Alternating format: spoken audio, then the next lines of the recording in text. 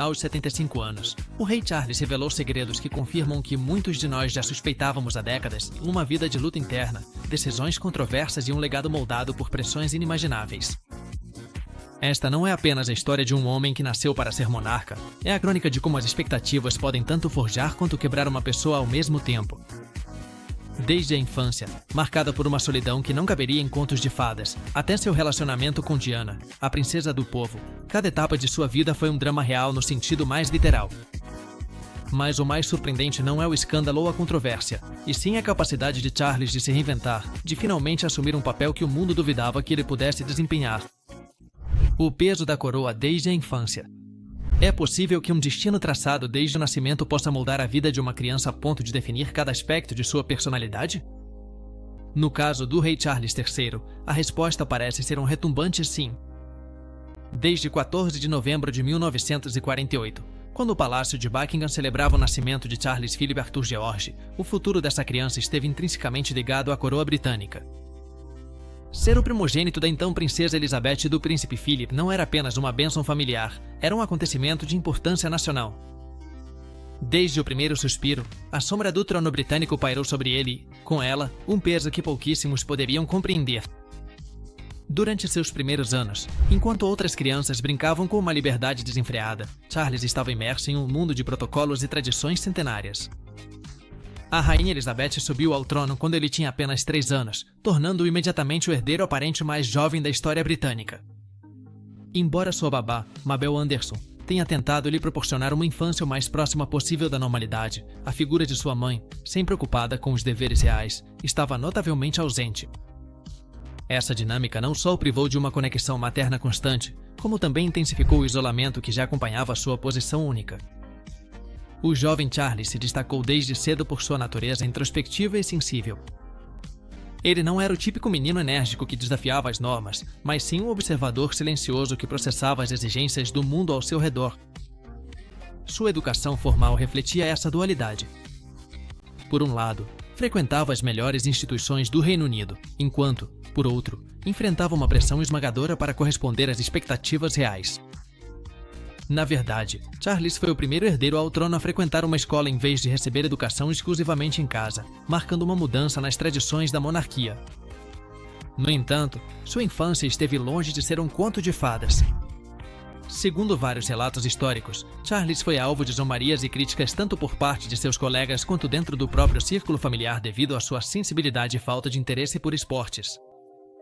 Essas experiências não só afetaram sua autoestima, como também o levaram a buscar consolo em atividades mais intelectuais e criativas, como arte e música. Foi nessa fase da vida que, aos 5 anos de idade, Charles se tornou o primeiro herdeiro ao trono a gravar sua voz publicamente. Durante uma transmissão de rádio em 1953, ouviu-se o pequeno príncipe Charles dizendo algumas palavras de felicitação em homenagem à coroação de sua mãe, a rainha Elizabeth II. Esse evento não foi apenas um símbolo de sua participação precoce nos deveres reais, mas também um lembrete de que sua vida estaria sempre sob o olhar do público. À medida que Charles crescia, o peso da coroa tornava-se cada vez mais tangível. Cada passo que dava parecia ser examinado com lupa e cada decisão que tomava era comparada à grandeza de sua mãe, cuja figura monumental se erguia como um padrão impossível de igualar. No entanto, essa pressão constante também lhe ensinou uma lição valiosa em a resiliência. Diante de um papel que nunca escolheu, mas que aceitou com estoicismo, Charles começou a forjar um caráter que mais tarde definiria sua liderança como monarca. A educação em Gordonstow e suas dificuldades. Aos 13 anos, o príncipe Charles foi enviado para Gordonstow, um internato na costa norte da Escócia, seguindo os passos de seu pai, o príncipe Philip, que acreditava firmemente na formação rigorosa oferecida pela instituição.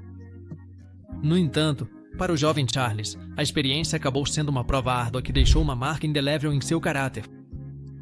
Gordonstow, fundada em 1934 pelo educador alemão Kurt Ehrendt, destacava-se por seu foco na disciplina, na resiliência e no desenvolvimento do caráter por meio de desafios físicos e mentais.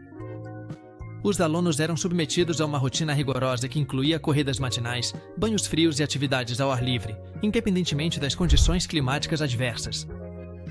Esse ambiente espartano tinha como objetivo forjar indivíduos fortes e autossuficientes. No entanto, para Carlos, de natureza sensível e introspectiva, essas práticas se mostraram especialmente difíceis. A adaptação ao ambiente de Gordonstow foi um desafio constante para Carlos. Em cartas para sua família, ele descrevia sua estadia como um inferno, detalhando noites em que seus colegas jogavam chinelos nele e o batiam com travesseiros. A série The Crown retrata esses anos mostrando um jovem príncipe lutando para se encaixar em um ambiente que parecia hostil à sua personalidade. Embora alguns tenham questionado a precisão dessa representação, é inegável que Carlos enfrentou dificuldades significativas durante seu tempo na escola. A filosofia educacional de Gordonstow, centrada na superação de desafios, contrastava com a criação que Carlos havia recebido até então. Acostumado a um ambiente mais protegido, ele se viu de repente imerso em uma cultura que valorizava a dureza e a resistência física. Essa discrepância agravou sua sensação de isolamento e solidão. Além disso, sua posição como herdeiro do trono tornou um alvo fácil para o bullying, já que alguns colegas viam nele uma oportunidade para desafiar a autoridade. Apesar dessas adversidades, a experiência em Gordonstow também teve aspectos positivos. A escola incentivava a independência e a autoconfiança, qualidades que Charles desenvolveu com o tempo. Ele participou de atividades como o teatro, onde encontrou uma forma de escape e uma maneira de se expressar. Essas experiências lhe permitiram descobrir facetas de si mesmo que talvez não teria explorado em um ambiente menos exigente. Sua estadia em Gordonstow mostra que, apesar das dificuldades, Charles manteve uma conexão com a instituição ao longo dos anos. Em maio de 2024, ele aceitou o título honorário de padrinho da escola, demonstrando que, com o tempo, passou a reconhecer o impacto que Gordonstow teve em sua formação. A educação em Gordonstow deixou uma marca profunda em Charles, moldando aspectos de sua personalidade e preparação para o futuro. Embora tenha enfrentado desafios consideráveis, a experiência lhe proporcionou ferramentas que seriam úteis em sua vida pública e privada. A resiliência e a independência que desenvolveu durante esses anos lhe permitiram enfrentar as responsabilidades e pressões que acompanham o fato de ser o herdeiro do trono britânico. O desconforto em aparições públicas. Desde o momento em que Charles começou a representar a família real em eventos oficiais, sua natureza reservada e introspectiva tornou-se um desafio evidente. Ser o herdeiro do trono britânico não é tarefa fácil, e o príncipe Charles sabia disso melhor do que ninguém. Seu papel o colocava constantemente sob os holofotes, um lugar onde nunca se sentiu completamente à vontade. Suas primeiras aparições públicas, especialmente durante a juventude, foram desajeitadas e inseguras, características que o público e a imprensa notaram rapidamente. Isso gerou dúvidas sobre sua capacidade de assumir o trono algum dia. À medida que as expectativas aumentavam, a pressão também crescia. Carlos foi um dos primeiros membros da realeza a assumir funções públicas desde muito jovem. Com apenas 16 anos, fez seu primeiro discurso oficial no país de Gales, um momento que foi cuidadosamente observado pelo público e pela mídia. Embora tenha preparado cada palavra com muito cuidado, a ansiedade e a falta de carisma em sua apresentação ficaram evidentes. Isso marcou o início de uma relação complexa com os eventos públicos, nos quais as comparações com sua mãe, a Rainha Elizabeth II, sempre estiveram presentes. A rainha, conhecida por sua calma e elegância, representava um padrão que parecia inalcançável para Carlos. O desconforto do príncipe não era segredo para ninguém. Sua linguagem corporal, frequentemente rígida, e seu modo pausado de falar reforçavam a percepção de que ele não gostava de ser o centro das atenções em um ambiente onde o carisma e a capacidade de se conectar com o público são essenciais. Carlos parecia retraído e distante. Esse contraste com figuras carismáticas como Diana Spencer e, mais tarde, seus próprios filhos, William e Harry, só agravou a percepção pública de que ele carecia das qualidades necessárias para liderar a monarquia. Um momento particularmente emblemático ocorreu durante um evento de caridade nos anos 70. Carlos precisava interagir com o público, mas a interação foi descrita pela mídia como forçada e pouco natural. Apesar de suas tentativas de se mostrar próximo, as câmeras captaram seu desconforto evidente. Esse evento foi um lembrete constante de que sua personalidade não se encaixava facilmente nas exigências do papel que deveria desempenhar. No entanto, por trás dessa aparente falta de conexão, havia um homem profundamente reflexivo, mais interessado em temas intelectuais e ambientais do que nos protocolos reais. Em particular, Carlos trabalhava arduamente para superar suas limitações e desenvolveu uma rede de apoio que incluía assessores de comunicação e oratória. Esses esforços nem sempre se refletiam em suas aparições, mas mostravam seu compromisso em melhorar e cumprir as expectativas reais. Carlos chegou a admitir em uma entrevista que se sentia mais à vontade conversando com plantas do que com pessoas. Essa declaração, que gerou críticas e piadas na mídia, refletia seu amor pela natureza e seu desejo de escapar do constante escrutínio público. Mais tarde, essa mesma paixão pelo meio ambiente se tornaria uma de suas maiores fortalezas reconhecidas. Ao longo dos anos, o príncipe Charles aprendeu a aceitar seu estilo único de liderança, embora nunca tenha conseguido desenvolver totalmente a facilidade para aparições públicas que definiu outros membros da realeza. Seu desconforto inicial e a percepção de ser uma figura distante continuaram influenciando a opinião pública sobre sua capacidade de assumir o trono. No entanto, esses desafios também lhe ensinaram a importância da autenticidade, uma qualidade que mais tarde marcaria sua abordagem como monarca. O casamento com Diana.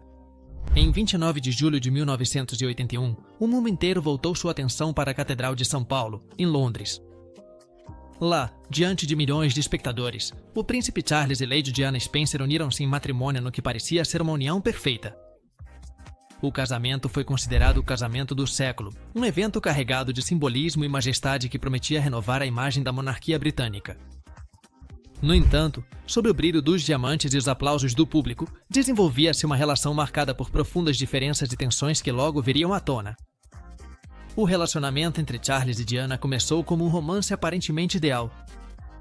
Diana, com apenas 20 anos, possuía uma graça natural e um carisma que rapidamente conquistaram os corações do público britânico e do mundo inteiro. Por outro lado, Charles, com 32 anos, parecia ter encontrado a parceira que atenderia às expectativas da coroa em uma futura princesa jovem, atraente e popular. No entanto, as diferenças entre eles eram evidentes desde o início. A diferença de idade e suas personalidades contrastantes criaram um ambiente de incompreensão mútua que só se agravaria com o tempo. À medida que o relacionamento avançava, as fissuras começaram a se tornar visíveis. Diana, que inicialmente parecia se encaixar perfeitamente no papel de princesa, começou a sentir a pressão da vida real. Sua necessidade de afeto e validação chocava com a natureza reservada de Charles, que estava mais focado em seus deveres oficiais e em seus interesses pessoais, como ecologia e arquitetura. Por outro lado, Charles sentia que seu papel no relacionamento e na monarquia estava sendo ofuscado pela crescente popularidade de Diana, que rapidamente ganhou o apelido de Princesa do Povo. Um fator crucial que complicou o casamento deles foi a presença constante de Camilla Parker Bowles, uma figura que nunca desapareceu completamente do lado de Charles. Embora se esperasse que Charles abandonasse qualquer vínculo emocional com Camilla após o casamento, isso não aconteceu. O relacionamento entre Charles e Camilla continuou em segredo, o que gerou tensões adicionais no casamento e alimentou a percepção pública de uma união fraturada. Um dos momentos mais reveladores dessas tensões ocorreu durante a famosa entrevista de Diana em 1995 à BBC, onde ela declarou: "Éramos 3 neste casamento, então estava um pouco lotado." Essa confissão, transmitida mundialmente, não só expôs as infidelidades de Charles, como também consolidou a narrativa pública de Diana como a vítima em um relacionamento marcado pela traição e pela falta de amor. Apesar dos problemas, o casamento resultou em 2 filhos, William e Harry, que se tornaram o foco de esperança e união dentro da família real. No entanto, a separação oficial em 1992 e o subsequente divórcio em 1996 marcaram o fim de um relacionamento que, embora tenha começado como um conto de fadas, acabou se tornando uma tragédia moderna. O curioso sobre o casamento real é que, apesar de todo o planejamento meticuloso, Diana cometeu um pequeno erro ao recitar seus votos matrimoniais. Em vez de dizer Charles Philip Arthur George, seu nome completo, ela o mencionou como Philip Charles Arthur George. Esse deslize foi visto como um detalhe simpático pela mídia, mas para alguns foi um presságio das dificuldades que enfrentariam como casal. A influência de Camilla Parker Bowles. O relacionamento entre o príncipe Charles e Camilla Parker Bowles é uma das histórias mais complexas e comentadas da realeza britânica. Seu vínculo, que começou na década de 1970, foi alvo de escrutínio público e influenciou significativamente a percepção de Charles como herdeiro ao trono. Charles e Camilla se conheceram em 1970 durante uma partida de polo no Windsor Great Park. A conexão foi imediata e logo desenvolveram uma amizade próxima que se transformou em um romance. No entanto, as obrigações navais de Charles e as expectativas reais fizeram com que o relacionamento deles não prosperasse naquele momento. Em 1973, Camilla se casou com Andrew Parker Bowles, um oficial do exército britânico, o que a afastou formalmente da vida de Charles. Apesar disso, o vínculo emocional entre eles nunca se rompeu completamente. Ao longo dos anos, Charles e Camilla mantiveram a amizade, mesmo após o casamento de Charles com Lady Diana Spencer, em 1981. O relacionamento extraconjugal entre Charles e Camilla tornou-se um segredo aberto, gerando tensões no casamento de Charles e Diana. Em 1992, a publicação de conversas privadas entre Charles e Camilla, conhecidas como Camillagate, confirmou o relacionamento e desencadeou um escândalo midiático. Esse episódio prejudicou gravemente a reputação de Charles, apresentando-o como infiel e desleal. A princesa Diana, em uma entrevista de 1995, aludiu ao relacionamento de Charles e Camilla dizendo: "Éramos 3 nesse casamento, então ficou um pouco lotado." Essa declaração pública intensificou o escrutínio sobre Charles e Camilla, consolidando a imagem de Diana como vítima de uma traição. Após o divórcio de Charles e Diana em 1996 e a trágica morte de Diana em 1997, Charles e Camilla começaram a aparecer juntos em público, embora o relacionamento deles continuasse sendo controverso. Com o tempo, e por meio de esforços de relações públicas, a percepção pública sobre Camilla melhorou e, em 2005, Charles e Camilla se casaram em uma cerimônia civil em Windsor. Esse casamento foi um passo significativo para a aceitação de Camilla como parte da família real. Apesar das controvérsias, Camilla manteve uma relação cordial com os filhos de Charles, os príncipes William e Harry. Tom Parker Bowles, filho de Camilla, já falou sobre sua relação com eles, indicando que, embora não sejam próximos, existe respeito mútuo. A morte de Diana e seu impacto. Em 31 de agosto de 1997, o mundo acordou com uma notícia que paralisou corações e desencadeou um luto coletivo. A princesa Diana havia falecido em um trágico acidente de carro em Paris. Esse evento não apenas marcou o fim da vida de uma figura amada, mas também redefiniu a percepção pública da monarquia britânica e, em especial, do príncipe Charles. Enquanto flores, cartas e mensagens inundavam os arredores do Palácio de Kensington, a figura de Diana cresceu até se tornar um ícone global de empatia e compaixão, ofuscando ainda mais seu ex-marido. Carlos, por sua vez, estava em Balmoral, na Escócia, junto com seus filhos, os príncipes William e Harry, quando o acidente aconteceu. Em meio à tragédia, ele tomou a difícil decisão de viajar a Paris para trazer de volta o corpo de Diana. Esse gesto, embora significativo, não foi suficiente para amenizar as críticas a ele e à família real. A ausência de uma declaração imediata por parte da Rainha Elizabeth II e o fato de a bandeira não estar hasteada a meio mastro no Palácio de Buckingham intensificaram as tensões entre a monarquia e o povo britânico. Carlos, como figura central da controvérsia, voltou a se encontrar sob um escrutínio implacável. A morte de Diana consolidou seu legado como a princesa do povo. Suas obras de caridade, seu ativismo contra minas terrestres e sua defesa dos pacientes com HIV e AIDS se destacaram nas homenagens póstumas. Em contraste, Carlos foi visto como o homem que não soube valorizar uma figura tão excepcional. A mídia alimentou essa narrativa e, durante anos, sua imagem pública ficou marcada pelo estigma de ser o vilão na história de Diana.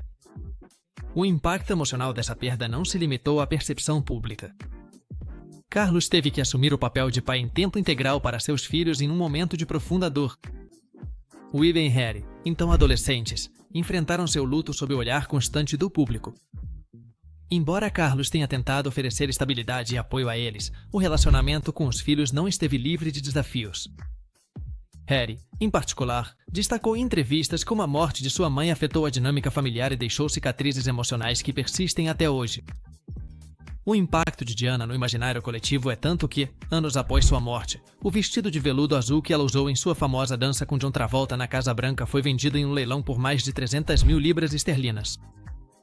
Esse acontecimento reflete como seu legado continua vivo na memória do público e como sua figura segue gerando fascínio e admiração em todo o mundo. Apesar do tempo que passou, a sombra de Diana continua acompanhando Charles. Em suas declarações mais recentes, ele reconheceu a importância de sua ex-esposa na monarquia e em sua vida pessoal.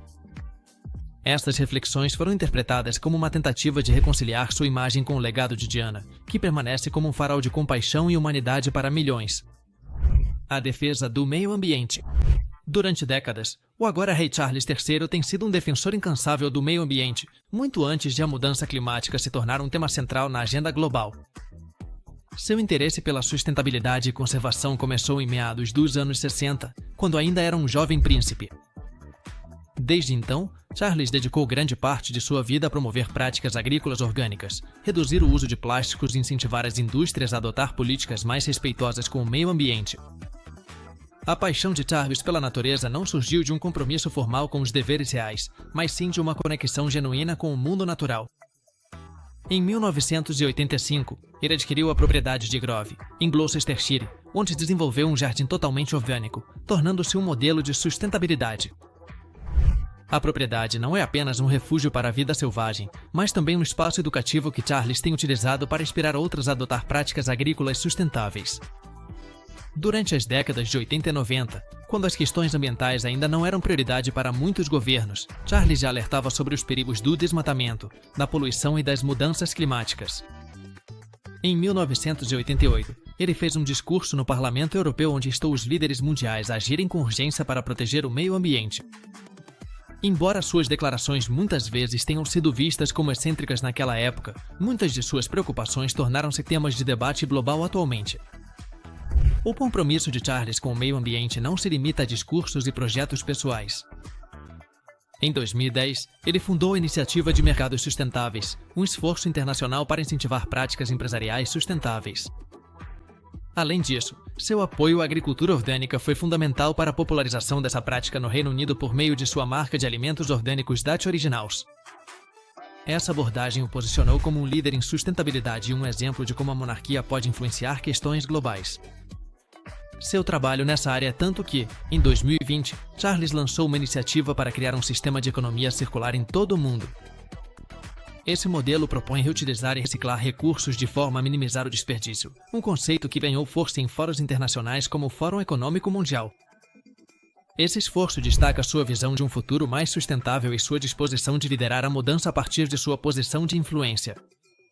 No entanto, seu ativismo não esteve isento de críticas. Durante anos, ele foi ridicularizado por seu foco em tópicos como arquitetura sustentável e agricultura orgânica, considerados por alguns muito extravagantes para um herdeiro do trono. Apesar disso, Carlos nunca desistiu de seu comprometimento e continuou a usar sua plataforma para defender suas crenças. A arquitetura tradicional. A paixão do rei Carlos III pela arquitetura tradicional e pela preservação da herança cultural britânica é um aspecto menos conhecido, mas igualmente significativo de sua vida. Desde cedo demonstrou interesse por projetos históricos e pela importância de manter o equilíbrio entre o progresso e o respeito às tradições arquitetônicas. Esse interesse não só levou a estudar arquitetura, mas também a se tornar uma figura influente nos debates sobre planejamento urbano e desenvolvimento sustentável. Em 1984, Carlos gerou controvérsia com um discurso no Instituto Real de Arquitetos Britânicos, onde criticou abertamente a arquitetura moderna, referindo-se a um projeto proposto para a ampliação da Galeria Nacional de Londres como um carbúnculo monstruoso no rosto de um amiibo muito querido. Esse comentário marcou o início de sua cruzada pessoal por uma abordagem arquitetônica mais tradicional e respeitosa com o entorno. Embora suas palavras tenham sido polêmicas, também levaram a uma reflexão mais profunda sobre os rumos da arquitetura moderna no Reino Unido. O rei Carlos não se limitou a expressar opiniões. Ele também tomou medidas concretas para promover sua visão. Em 1993, fundou o Instituto de Arquitetura do Príncipe, que busca incentivar projetos que harmonizem com o entorno e respeitem o patrimônio cultural. Além disso, ele impulsionou a criação de Pomburi, uma comunidade em Dorset projetada seguindo princípios de urbanismo tradicional. Esse projeto, embora inicialmente criticado, tornou-se um exemplo notável de como as ideias de Carlos podem se materializar na prática. De fato, apesar das críticas iniciais, a comunidade foi reconhecida por seu design sustentável e pelo foco na qualidade de vida dos moradores. Atualmente, abriga mais de 4.000 pessoas e continua crescendo, atraindo tanto turistas quanto urbanistas interessados no modelo. Essa realização tangível das ideias de Carlos reforça seu compromisso com um desenvolvimento que respeite tanto as pessoas quanto o meio ambiente. A postura do rei Carlos nesse tema nem sempre foi popular. Durante as décadas de 80 e 90, muitos o viam como um tradicionalista rígido que se opunha ao progresso.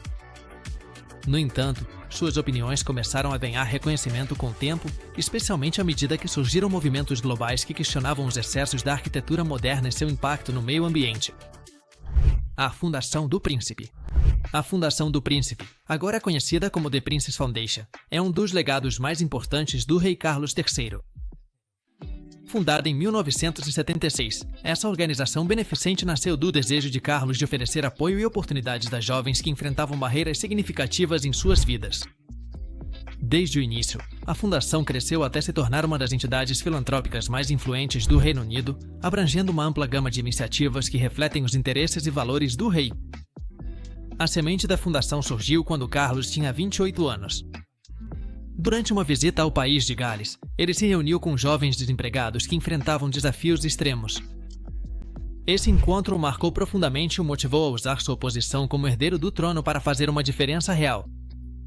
Assim nasceu a The Prince's Trust, cujo objetivo inicial era oferecer apoio financeiro a jovens empreendedores. A organização oferecia pequenas subvenções que ajudavam esses jovens a iniciar seus próprios negócios, acessar a educação ou adquirir habilidades profissionais. Ao longo dos anos, a The Prince's Trust ampliou seu alcance para incluir programas de capacitação, apoio emocional e orientação profissional. Até hoje, a fundação já ajudou mais de 1 milhão de jovens no Reino Unido e em outros países, transformando vidas e oferecendo esperança a quem mais precisa. Um dos aspectos mais destacados da organização é seu enfoque inclusivo, trabalhando com jovens de diversas comunidades e origens para garantir que todos tenham a oportunidade de prosperar. Por fim, um fato curioso sobre a The Prince's Trust é que um de seus primeiros beneficiários foi um jovem chamado Idris Elba, que recebeu uma subvenção para ingressar no mundo do entretenimento.